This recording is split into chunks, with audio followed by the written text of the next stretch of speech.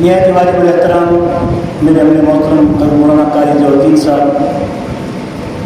علماء کرام، طلباء کرام اور بزرگان دین، عزیز بھائی اور دوستوں، اللہ رب العزت سے دعا ہے کہ رب تعالیٰ کی ذات اقدس جو آیات کریمہ اور حدیث طیبہ میں سادہ انداز سے بیان کرنے کی ہے، اس پر مجھے بھی اور آپ سب کو سنا کے عمل کرنے کی پوری توفیق نصیب فرمائے۔ عزیز بھائی اور دوستوں، آج کا یہ زمانہ جو قریب قرب قیامت کا زمانہ،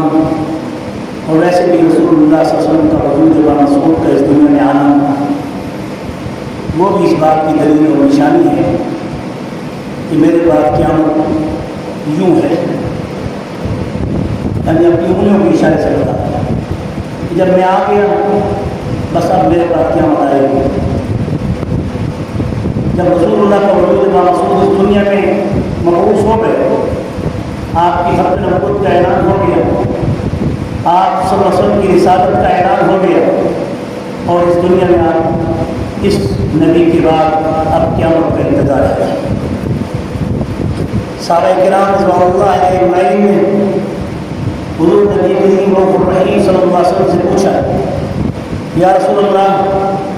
آپ کے بعد قیامت کتنی قریب ہے؟ بلکہ ایک صحابی آپ کی خدمت میں ہاتھ پہ ہاتھ ہوتا ہے اور عرض کرتا ہے، یا رسول اللہ صلی اللہ علیہ وسلم، قیامت کب آئے گی؟ تو آپ صلی اللہ علیہ وسلم نے اس کو قیامت کی نشانیاں بتائیں اور پھر یہ فرمایا، اذا زیت الامانۃ فانتظر الساعۃ، یہ سب سے بڑی نشانی ہوگی کہ بادشاہت کا میرے ملک کے اندر، میری سرزمین یعنی حرمین شریفین میں، مکہ المکرمہ اور مدینہ المنورہ میں خلافت کا باب جو علی منہاج النبوہ جسے خلافت راشدہ کہتے ہیں وہ ختم ہو جائے گا، اور اس کا عرصہ کل 33 سال ہوگا۔ اس کے بعد ملوکیت شروع ہو جائے گی، جو سیدنا حسن رضی اللہ عنہ کی خلافت کے بعد سیدنا امیر المؤمنین سیدنا ابی معاویہ رضی اللہ عنہ سے لے کر پھر اس کے بعد بنو امیہ، اور بنو امیہ کے بعد بنو عباس، اور اسی طرح یہ سلسلہ چلتے چلتے آج شہنشاہیت اور بادشاہت پر آ کے ختم ہو رہا ہے۔ یہ بھی رسول اللہ کی حدیث مبارک ہے کہ جب خلافت علی منہاج النبوہ کا دور ختم ہوگا تو پھر خلافت عامہ شروع ہو جائے گی، اور خلافت عامہ کا دور یہاں تک عمر بن عبدالعزیز کا وہ دور، وہ بھی خلافت راشدہ کا بالکل عین مصداق ٹھہرے گا، لیکن باوجود اس کے کہ ابی معاویہ رضی اللہ عنہ کی ملوکیت اور بادشاہت کا دور وہ ایک عظیم ایسا دور تھا جس میں پوری دنیا کے اندر امن اور پوری دنیا کے اندر اسلام کا پرچم لہرایا گیا۔ آپ نے یہ بھی فرمایا کہ بہت سی بادشاہتیں ایسی بھی آئیں گی، بہت سی بادشاہتیں ایسی بھی آئیں گی کہ جن میں اللہ تعالیٰ اس دنیا پر اور خاص طور پر عرب میں اسلام کو فروغ بخشے گا۔ ان میں سیدنا ابی معاویہ رضی اللہ عنہ کا وہ دور درخشندہ دور تھا جو کہ اللہ تعالیٰ نے امت محمد صلی اللہ علیہ وسلم کے لیے باعث رحمت بنا کر پیش کی۔ لیکن آپ کا ارشاد مبارک کہ یہ خلافت علی منہاج النبوہ جو خلافت راشدہ کا دور جو سیدنا حسن رضی اللہ عنہ تک ختم ہوگا، پھر اس کے بعد پھر ملوکیت یا پھر بادشاہت یا اس کے درمیان میں کتنے کچھ ادوار، خلافت عثمانیہ ہو یا خلافت بنو امیہ ہو یا خلافت بنو عباس ہو، لیکن وہ سب حکومتیں تو ہوں گی مگر اسلام اور دین کی فروغ کے لیے وہ اپنا کردار ادا کرتی رہیں گی۔ لیکن اس دوران آپ صلی اللہ علیہ وسلم کا فرمان مبارک کہ یہاں تک کہ خلافت کا دور بھی ختم ہو جائے گا اور میرے ملک حرمین شریفین میں یہاں بادشاہت قائم ہو جائے گی، بس سمجھ لینا کہ جس وقت بادشاہت کا دور شروع ہو تو بس وہ آخری وقت ہوگا، وہ قیامت کے قریب ترین دنوں سے قریب ترین اوقات میں وہ وقت ہوگا کہ جب قیامت بالکل تمہارے سر پہ آ پڑے گی۔ صحابہ نے عرض کیا، یا رسول اللہ صلی اللہ علیہ وسلم، قیامت کی نشانیوں میں سب سے بڑی نشانی کیا ہوگی؟ آپ نے فرمایا کہ تم پر ایسے لوگ مسلط ہوں گے کہ جو ننگے بدن، ننگے پاؤں اور بکریاں چرانے والے وہ تمہارے اوپر حکمران اور بادشاہت کریں گے۔ کیا آج آپ کے سامنے میرے محبوب کا یہ ارشاد ثابت ہے یا نہیں؟ چاہے اپنے ملک پاکستان کو دیکھ لو یا پھر عرب حکمرانوں کو دیکھ لو، وہاں کی پوری تاریخ اٹھا کر دیکھ لو، ان کے نام نسب اٹھا کے دیکھ لو، پاکستان کی سیاستدانوں کی تاریخ اٹھا کر دیکھ لو، ننگے پاؤں تھے، ننگے بدن تھے، ایک کوڑی بھی ان کے پاس نہیں تھی، آج کھربوں روپے کے مالک بنے ہوئے آپ کے اوپر حکومت کر رہے ہیں۔ عرب حکمران بھی ایسے ہی ہیں کہ جن کی زندگی اگر آپ اٹھا کر دیکھیں، جو اپنے علاقے کے وہ لوگ تھے جو کہ رہزنی کرنے والے تھے اور ڈاکے ڈالنے والے تھے، قزاق کہلاتے تھے، مگر آج وہ ملک کے حاکم قرار دے کر تمہارے اوپر بادشاہ کر رہے ہیں۔ میرے محبوب سید المرسلین نے سچ فرمایا کہ تمہارے اوپر ایسی عورتوں کے بچے آئیں گے کہ جن کے بچے اسلام اور دین سے بالکل دور ہوں گے، اور ان کی مائیں اور ان کے نسب ان کے آپس میں ایک دوسرے سے میچ نہیں کریں گے۔ یعنی اسلام اور دین میں اگرچہ اہل کتاب سے نکاح تو جائز ہے، مگر اس کو اچھا قرار نہیں دیا گیا۔ کیا آج ہمارے اوپر ایسے حکمران نہیں کہ جس کے بارے میں حضور نے فرمایا ان کی مائیں یہودیہ ہوں؟ یہ سارے واقعات حدیث کی کتابوں میں موجود ہیں، اور یہ کوئی ضعیف حدیثیں نہیں ہیں، اور ضعیف حدیث کا جو کانسیپٹ امت تک یہ پہنچایا جا رہا ہے کہ ہر وہ حدیث ضعیف ہے کہ جس کے طرق میں، جس کے کوئی راوی میں کسی قسم کا ذوق ہو، یہ بہت بڑی غلطی ہے ان لوگوں کی کہ جو نبی کریم رؤوف الرحیم صلی اللہ علیہ وسلم کی 23 سالہ زندگی کے اور 23 سالہ زندگی سے پہلے کے واقعات کو وہ حدیث کی اس پیمانے پر جب آ کے پیش کرتے ہیں کہ جس میں کسی ایک حدیث کے راوی کا ذوق یا اس کے اوپر کوئی شک موجود ہوتا ہے تو اس کو وہ ضعیف قرار دے کر موضوع قرار دے دیتے ہیں، من گھڑت قرار دے دیتے ہیں۔ حالانکہ امام سیوطی رحمۃ اللہ علیہ نے، جلال الدین سیوطی رحمۃ اللہ علیہ نے، امام جلال الدین سیوطی رحمۃ اللہ علیہ نے موضوعات کبیر 8ویں صدی ہجری میں لکھ کر امت پر واضح کر دیا کہ سن لو، جو لوگ میرے محبوب کی کچھ حدیثوں کو ضعیف کہہ کر من گھڑت کہتے ہیں، دیکھ لو یہ وہ حدیثیں ہیں جس کو میں نے اکٹھا کر لیا ہے۔ اب کے بعد کوئی شخص یہ جرأت مت کرے کہ جو موضوع حدیث ہے، من گھڑت حدیث ہے، اس کو صحیح کہے، اور جو ضعیف حدیث ہے اس کو من گھڑت کہے۔ یہی وجہ ہے کہ ضعیف کی بھی درجے ہیں، معدل، مدلس، اور اس طرح موقوف، منقطع، اور اس طرح آپ سسن کی متکلم فی احادیث، ان تمام احادیث میں علماء کرام کا اتفاق ہے۔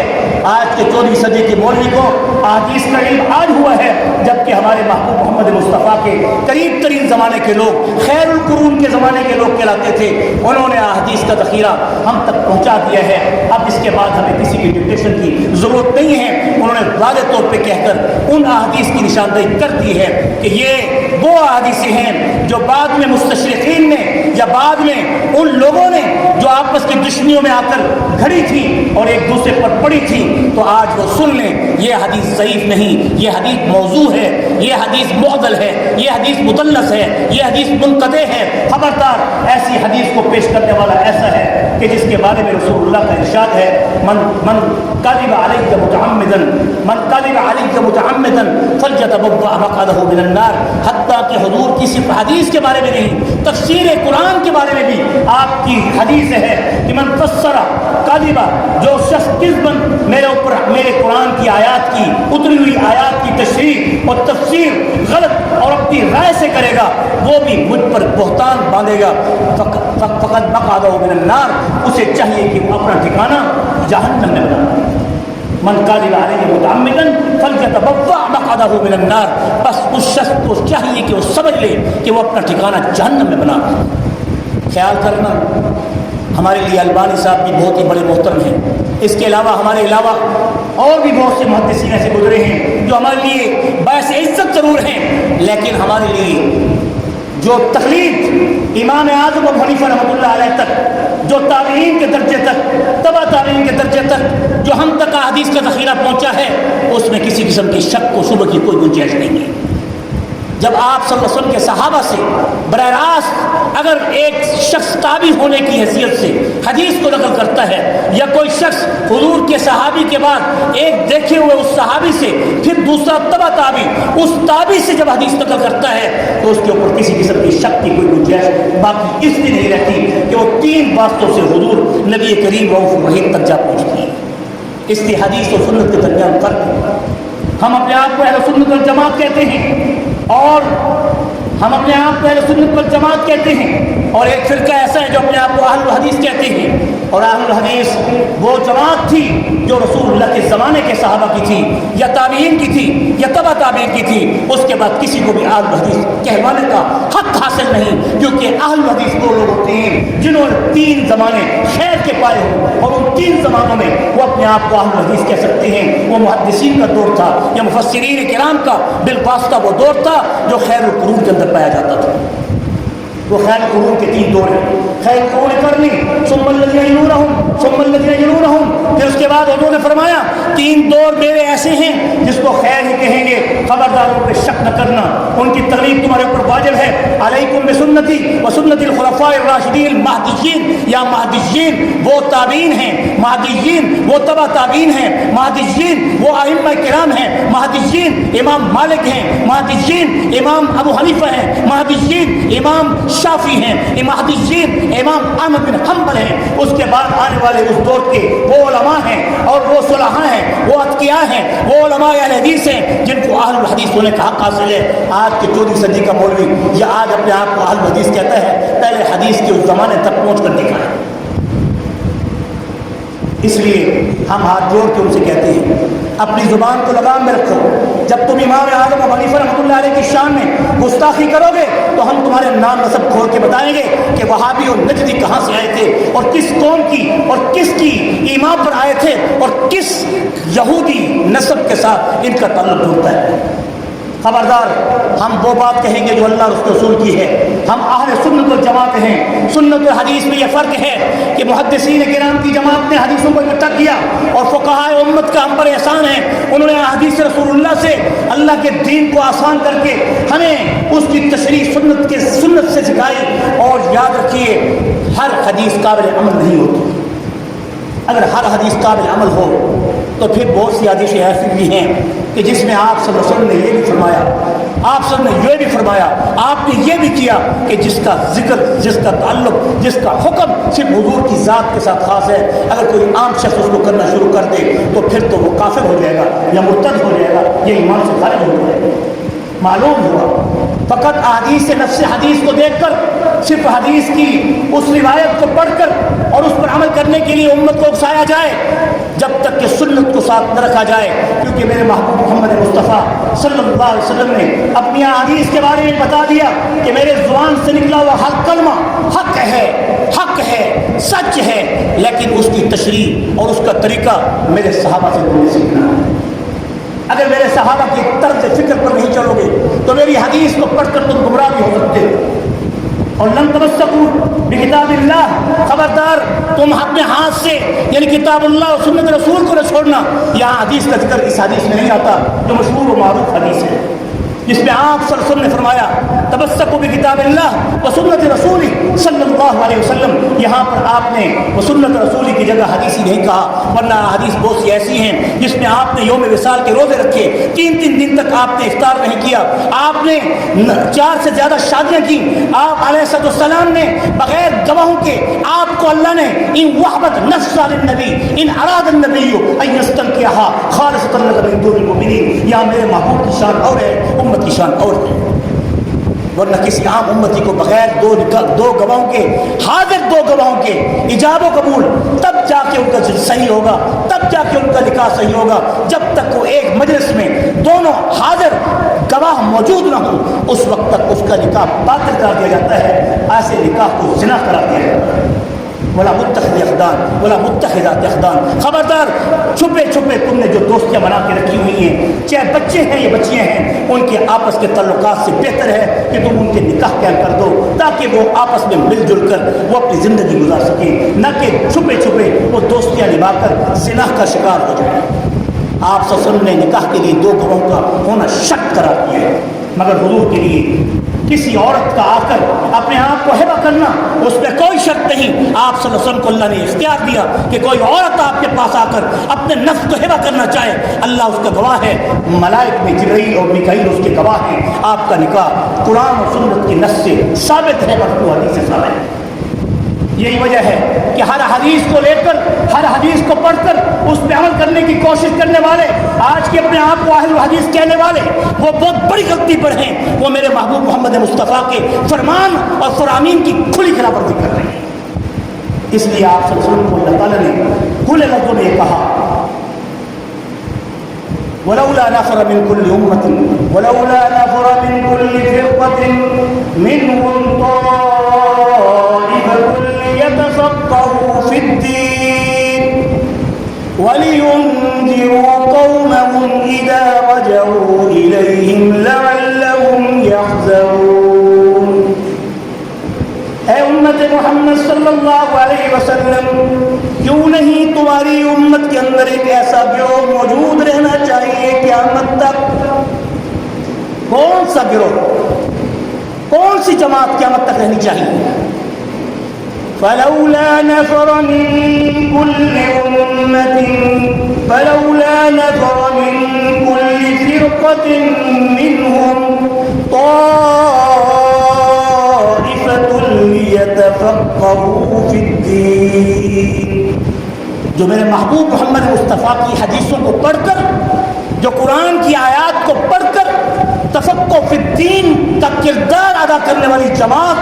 فقہائے امت کی جماعت، تمہارے اندر اس کا ہونا واجب ہے۔ یہی وجہ ہے کہ آپ نے فرمایا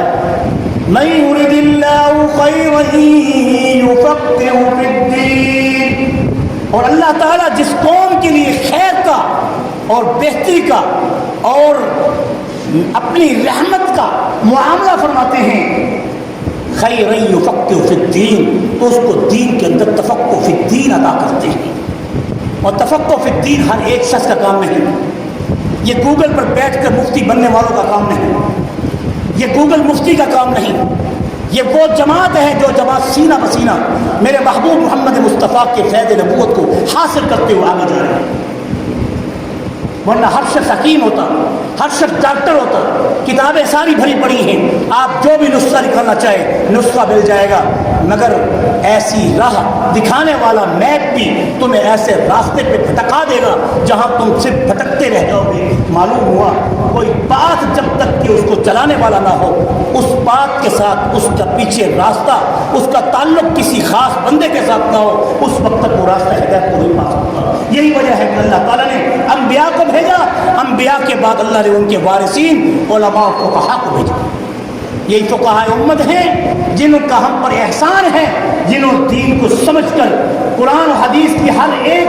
حدیث اور روایت اور آیت کو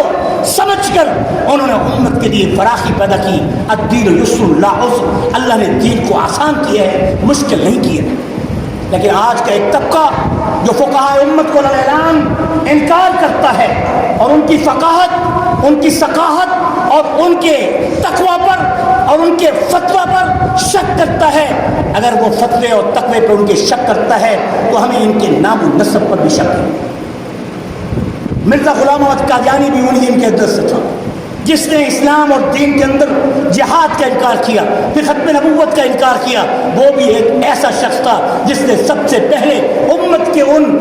مقتدر شخصیات کو، جس کو اللہ کے پاک نبی نے ہمارے اوپر واجب اطاعت قرار دیا ہے، علیکم بسنتی وسنت الخلفاء الراشدین المہدیین۔ راشدین وہ خلفاء ہیں اور مہدیین وہ فقہاء ہیں جو اللہ کے نبی کے فیض کو صحابہ سے تابعین کی شکل میں جیسے امام ابو حنیفہ تھے، پھر تبع تابعین کی شکل میں جیسے امام احمد بن حنبل تھے، پھر تبع تابعین کی شکل میں فقہاء امت کی شکل میں ہمارے سامنے موجود ہیں۔ ہمیں ان سے بڑھ کر کسی اور مولوی کی ڈکٹیشن کی ضرورت نہیں ہے۔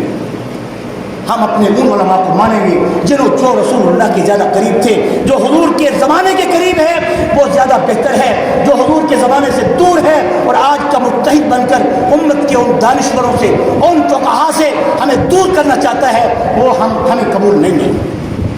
آئیے حدیث اور سنت کا فرق بھی سمجھیے۔ ہم اپنے آپ کو اہل سنت والجماعت کہتے ہیں، ہم اپنے آپ کو اہل حدیث نہیں کہتے۔ اہل حدیث وہ لوگ ہیں جو حضور کے زمانے کے محدثین تھے، جو تبع تابعین تھے، تابعین تھے، جو امام بخاری رحمۃ اللہ علیہ تھے، امام مسلم تھے، امام نسائی تھے، امام ابن ماجہ تھے، امام ابو داؤد تھے، جو بھی تھے وہ اپنے وقت کے امام تھے، محدثین تھے۔ محدثین اور مفسرین اور فقہاء کے درمیان فرق ہے، یہ اسلام کی بہت بڑی خوبصورت تشریح ہے جس کو سمجھنا آج بہت ضروری ہے۔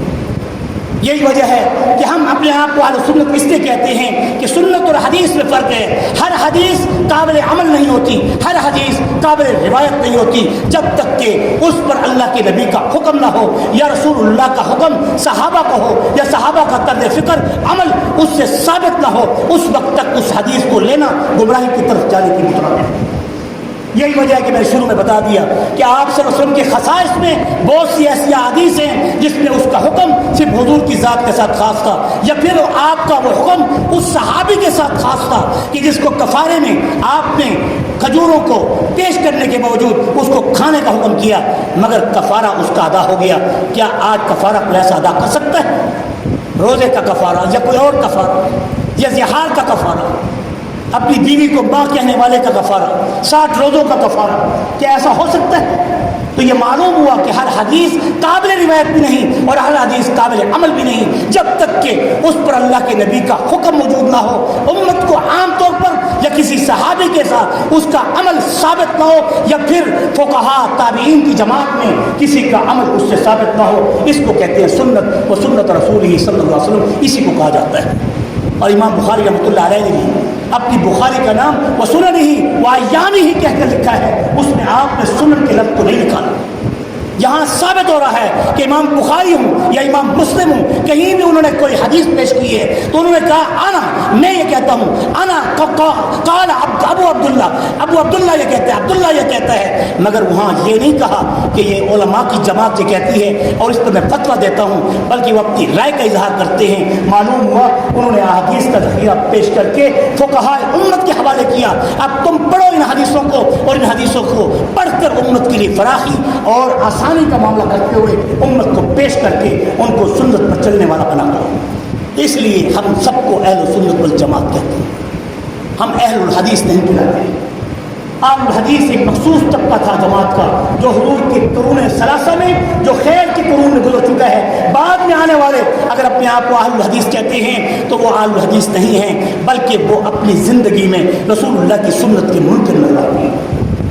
ہم ان کو سبق دیں گے، ہم انہیں بتائیں گے، کھل کے کہیں گے آؤ ہمارے ساتھ تم بیٹھو، ہم تمہیں بتائیں گے کہ حضور کی ہر حدیث اگر قابل روایت ہے جس کو تم پیش کر کے امت کے ان فقہاء کو، امام اعظم ابو حنیفہ کو، امام شافعی کو، امام مالک کو، امام احمد بن حنبل کو تم غلط ثابت کرتے ہو، پھر آؤ ہم ان کے شاگردوں کے شاگرد، ہم ایک ادنا سے بندے، ہم تمہارے ساتھ بات کرنے کے لیے تیار ہیں۔ اس لیے خیال کرنا ان لوگ کے طرز فکر سے بچتے ہوئے، غامدی کے طرز فکر سے بچتے ہوئے، انجینئر کے طرز فکر سے بچتے ہوئے، کسی ساحل کے طرز فکر سے بچتے ہوئے، کسی مغربی پروردہ اور مستشرق جو اورینٹلزم کا جو کہ موجد ہے ان کے پیچھے چلتے ہوئے میرے محبوب محمد مصطفیٰ صلی اللہ علیہ وسلم کی احادیث کا اور سنت رسول کا جو خاص فرق ہے اس کو بغیر سمجھے کہ ان کے پیچھے چلنا گمراہی ہے۔ علیکم بالجماع، تمہیں کوئی غامدی کسی مسجد کی اسٹیج پر ممبر پہ بیٹھتا ہوا نظر نہیں آئے گا، کوئی انجینئر تمہیں اپنے مسجد کے ممبر پر بیٹھے ہوئے نظر نہیں آئے گا۔ ہمارا تعلق ممبر سے چلتا ہے اور ممبر سے پھر ممبر رسول تک جاتا ہے۔ ہمارا تعلق سند رسول سے چلتا ہے، سند رسول سینہ رسول سے ہے جو وہاں تک جا کے پہنچاتا ہے۔ اگر ان کے پاس سند رسول ہے، اگر ان کے پاس سند ممبر ہے تو آئے ہمارے سامنے بیٹھے، کسی ایک عام سی چھوٹی سی مسجد میں جا کر یہ خطبہ تو دے کر دکھا دیں، ان کی جرت ہے تو کر کے دکھا دیں، کوئی سننے کے لیے تیار ہے تو کر کے دکھا دیں۔ لائکس بنانا تو کافروں سے بھی ہو سکتے ہیں، یہودیوں سے بھی ہو سکتے ہیں۔ آج کل جو لائکس بنا کر تم نے اپنے آپ کو بہت مشہور کیا ہوا ہے، اس چیز کا نام ہدایت نہیں ہے۔ خیال کرنا کسی کی زیادتی اور قلت کو دیکھ کر فیصلہ حق و باطل کا کرنا، کم من فئۃ قلیلۃ غلبت فئۃ کثیرۃ بإذن اللہ۔ آئیے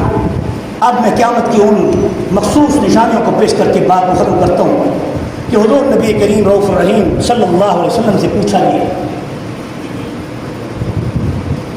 کہ قیامت کب آئے گی؟ آپ نے فرمایا قیامت یہ ہے، میں آ گیا اور اس کے بعد قیامت۔ 1500 साल गुजर गए, अब तक क़यामत नहीं आया। क्या माना? फिर हुजूर ने फरमाया अलामात क़यामत क्या होंगी? मैं शुरू में बता दिया कि खिलाफत ख़त्म हो जाएगी, मुल्कियत शुरू हो जाएगी। मुल्कियत और बादशाहत के दौर भी अच्छे गुजरेंगे, जिनमें अमीर मुआविया का दौर बहुत दर्शिंदा था,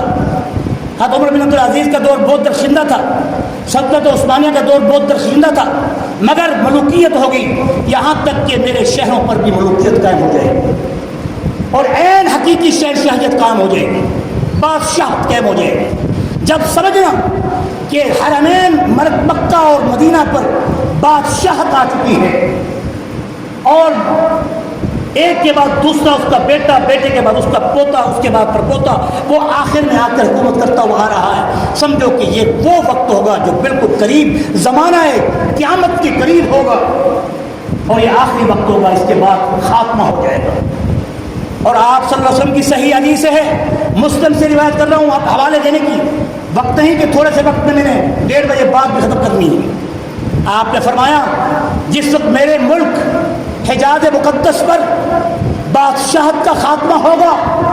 उस वक्त इमाम मेहदी अलैहिस्सलाम को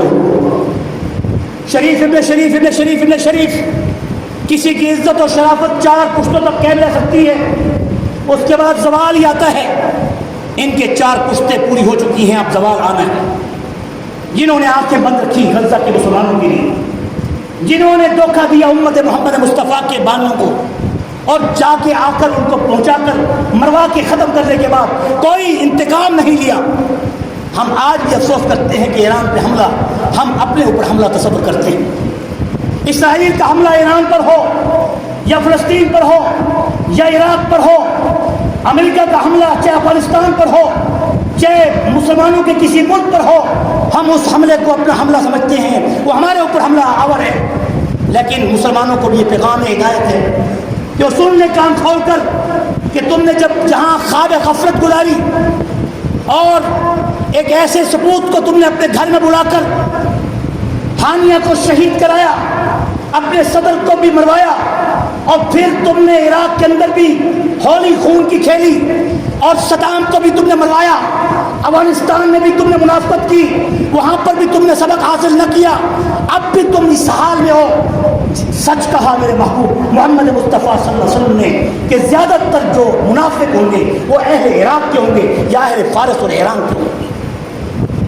हज़रत अब्बास ने भी कहा था, हज़रत हुसैन की दाढ़ी को पकड़कर हज़रत उस्मान को भी यही कहा गया था, ये कूफी, ये इराकी, ये ईरानी, ये शुरू से बगावत करने वाले लोग हैं, ये मुनाफिकीन की जमात में आ रहे हैं, इनके ऊपर असर है जो चल रहा है। आज भी वक्त है, हम ईरान वालों को कहेंगे अपने तेवर ठीक कर लो, उम्मत मोहम्मद के अंदर जो तुमने फसाद पैदा किया हुआ है उसको ख़त्म कर दो और एक कलमा, एक नबी, एक कलमा, एक नबी, एक किताब और सहाबा की जमात पर, आले बैत की मोहब्बत पर इकट्ठे हो जाओ, हम तुम्हारे दस्ते बाजू होंगे। लेकिन आज तक उन्होंने इस चीज़ का ऐलान नहीं किया। आज वो भुगतने के लिए तैयार हो गए और हम भी इस इंतज़ार में, अगर ये ख्वाब गफलत हमारी आंखें बंद रही, ऐसी ही बंद रही जैसे आज हमने गज़ा के मासूम बच्चों के चीथड़े और जिस्म के आज़ा आसमानों पर उड़ते हुए देखकर भी हमें हैरत नहीं आई, हम दुआ के लिए हाथ नहीं उठा सके, हम एहतजाज नहीं कर सके, हम कोई घेराव नहीं कर सके, हम किसी भी ऐसी जो उनकी जो आज के हमारे ज़माने में जो उनकी एम्बेसियाँ हैं, उन एम्बेसियों का हम घेराव नहीं कर सके, तो किस मुंह से शफाअत की तरफ बात करोगे? सब फ्रॉड है, टोपी ड्रामा है। उलमा का भी नाऊज़ु बिल्लाह मिन ज़ालिक, मैं हाथ जोड़ के कहता हूँ, सियासतदान उलमा किराम आज उनकी भीड़ चढ़ चुकी है। मैं तमाम उलमा की बात नहीं करता, ये सब ड्रामा है गज़ा के मुजाहिदीन के नाम को कैश करने का। कोई भी मुखलिस नहीं पाकिस्तान में, चाहे सियासतदान है, चाहे हुक्मरान है, चाहे हमारे बानीन हैं, चाहे इक़्तिदार में रहने वाले लोग हैं, कोई भी मुखलिस नहीं है उन मुसलमानों के साथ। अब बारी आने वाली है, डर है कि कहीं क़यामत के ज़ल्ज़लों के बारे में जो पेशन गोइयाँ की गई थी, जो इस हदीस में मैंने पेश करनी है, कहीं वो आज हमारे मुल्क पाकिस्तान के लिए सबसे पहले इबरत का निशान तो नहीं बनने वाला। खौफ कीजिए, मुझे महसूस ऐसे हो रहा है, मेरे महबूब उलमा जो कि وارثین نبی کا حقیقی کردار ادا کرنے والے، جن کی زبان اور آواز آج پارلیمنٹ تک نہیں پہنچ سکتی، ممبر و محراب تک محدود ہے، وہ یہ کہہ چکے ہیں کہ وہ وقت قریب ہے کہ کہیں یہ ملک بھی ایسی حالت کا شکار نہ ہو جائے جیسے کہ تم نے غزہ کی اور فلسطین کی حالت کو اپنی آنکھوں کے سامنے دیکھا۔ اذا زلزلت الارض زلزالها واخرجت الارض اثقالها، اعلان دیے جا رہے ہیں کراچی میں سنگین ترین زلزلے کے جھٹکے آئے، لاہور میں آئے اور فاٹک کی زمین پہ آئے، مگر آج زلزلے کا نام سن کے ہمیں کوئی زلزل تزلزل متزلزل ذات اور جان نظر نہیں آتی، اس لیے کہ ہم آج بڑے دہتائی کے ساتھ اللہ کے عذاب کا مقابلہ کرنے کے لیے تیار کھڑے ہیں۔ سچی بات یہی کہہ رہا ہوں، ایک وقت تھا تھوڑا سا زلزلہ آتا تھا لوگ دعائیں کرتے تھے، گر گراتے تھے، مسجد میں آ جاتے تھے، آج زلزلہ ہوتا ہے تو مذاق بن رہا ہوتا ہے، موویاں بن رہی ہوتی ہیں۔ اب تو حرم میں سرزمین کے اندر بھی حاجی پہلے اپنی مووی نہ بنائے تو اس کا حج بھی قبول نہیں ہوگا۔ عمرہ کرنے والا جب تک مووی نہ بنائے بیت اللہ کی، اس وقت تک اس کا عمرہ بھی نہیں ہوتا۔ یہ کیا عمرے ہیں، یہ کیا حج ہیں، کیا زکاتیں ہیں، یہ کیا قربانی ہیں؟ جب فرشہ روح قربانی سے ہم دور ہو چکے ہیں، کس منہ سے شفاعت کے طلبگار بنیں گے؟ دامان محمد کو تو ہم چھوڑ چکے ہیں، دامان محمد کو تو ہم چھوڑ چکے ہیں۔ ہم سنتوں پہ عمل کرتے ہوئے شرماتے ہیں، داڑھی رکھتے ہوئے شرماتے ہیں، سر پہ رومال رکھتے ہوئے شرماتے ہیں، مسجد میں آتے ہوئے شرماتے ہیں، اپنی شلوار کو ٹخنوں کے اوپر رکھتے ہوئے یہ شعار ہیں وَمَن يُعَظِّمْ شَعَائِرَ اللَّهِ فَإِنَّهَا مِن تَقْوَى الْقُلُوبِ۔ اللہ کے پاک پیغمبر کو اللہ نے قرآن میں کہا کہ سب سے پہلے شعائر کو اپنی امت پر لازم کرو، جب تک کہ لازم نہیں کرو گے اس وقت تک مسلمان کہلوانے کے حقدار نہیں بنو گے۔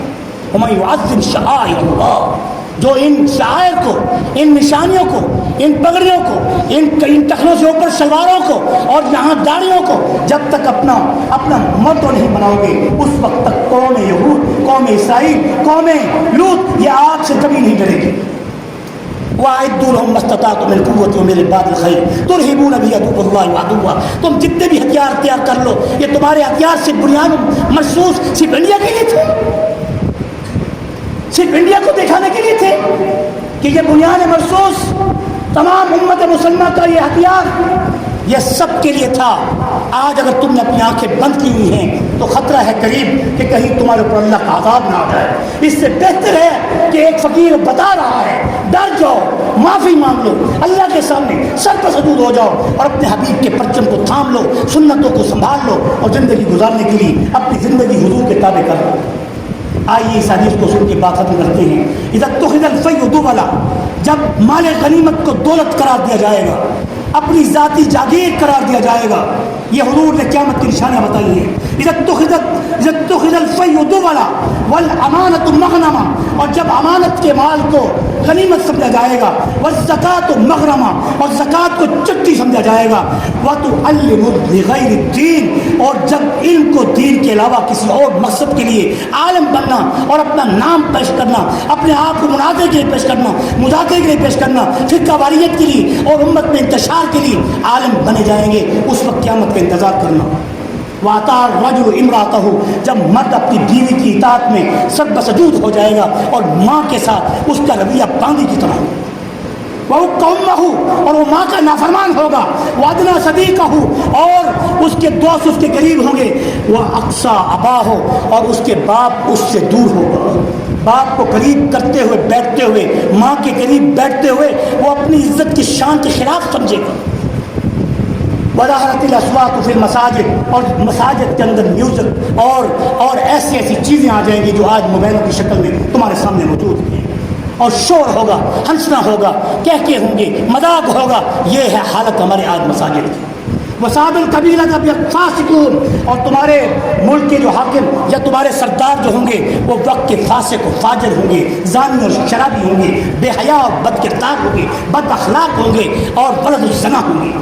وَكَانَ زَعِيمُ الْقَوْمِ أَرْذَلَهُمْ، یہ میں نہیں کہہ رہا، میرے محبوب کے الفاظ کا ترجمہ ہے۔ اور تمہارے جو حاکم ہوں گے قوم کے، وہ ذلیل ترین طبقے کے لوگ ہوں گے جو تن دھن سے خالی ہوں گے، جوتے نہیں ہوں گے ان کے بدن پہ، کپڑا ان کے نہیں ہوگا، مگر وہ تمہاری پراپرٹیوں پہ قبضہ کر تمہارے اوپر حاکم اور حکمران بن کے آئیں گے. اٹھاؤ تاریخیں عرب کے حکمرانوں کی بھی, اٹھاؤ تاریخیں اپنے حکمرانوں کی بھی, کہ یہ کن کن کے خالی چاٹتے اور جوتی پالش کرنے والے انگریزوں کے غلام رہے ہیں. آج ہمارے اوپر ان کی نسلیں حکومت کرتی ہیں. وہ کرم الرجل مخافت شرہ, اور لوگ کسی کی عزت کریں گے تو اس کے شر سے بچنے کی خاطر کہ کہیں وہ نقصان نہ دے. حضور نے فرمایا وظہرت الکائنات والمعازف, اور ہر طرف گانے بجانے والیاں اور گانے بجانے والے, میوزک اور ڈانس کرنے والے, بے حیائی کا کردار ادا کرنے والے تمہارے اسکولوں کالجوں یونیورسٹیوں کے اندر تمہاری تعلیم کا حصہ ہو چکی ہوں گی. تمہاری اولاد بے حیا ہو جائے گی, بد کردار ہو جائے گی, فحاش ہو جائے گی. میرے محبوب محمد مصطفیٰ نے کہا وشربت الخمر,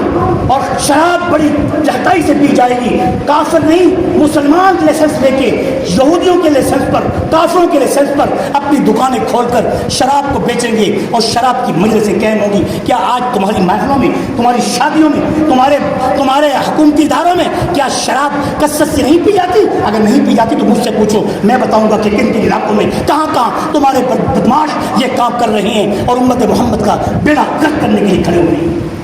وَلَانَ آخِرَهَا آخِرُ هَذِهِ الْأُمَّةِ أَوَّلَهَا, جو پہلے لوگ گزرے ہوں گے یعنی امام,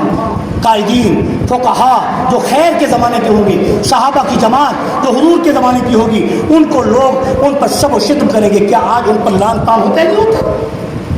میرے محبوب کے روضہ اقدس پہ جا کر وہاں پر جہاں صلاۃ والسلام علیہ کا یا رسول اللہ کہتے ہیں, ادھر میں نے اپنے کانوں سے سنا ہے ان رافضیوں سے جو وہاں ٹھہر کر کہتے ہیں اللہ ملن نعوذ باللہ من ذالک شیخین, یعنی ان ابو بکر عمر پر نعوذ باللہ لعنت کرتے ہیں.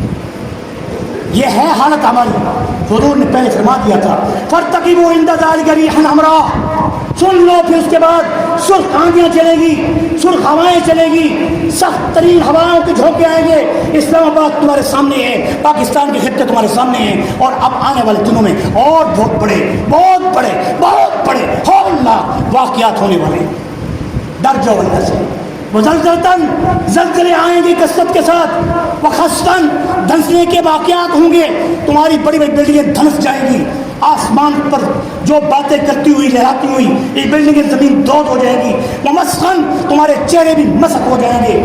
زہرن بھی اللہ کے محبوب فرما رہے ہیں, حالانکہ حضور نے فرمایا میری امت کے چہرے مسخ نہیں ہوں گے, مگر قیامت کی نشانیوں میں یہ بتا دیا کہ مسخ بھی ہو, چہروں پر نور اٹھ جائے گا. وقصفاً, اور پھر اس کے بعد تمہارے اوپر پتھروں کی بارش ہوگی. وآیات تُطَاعَ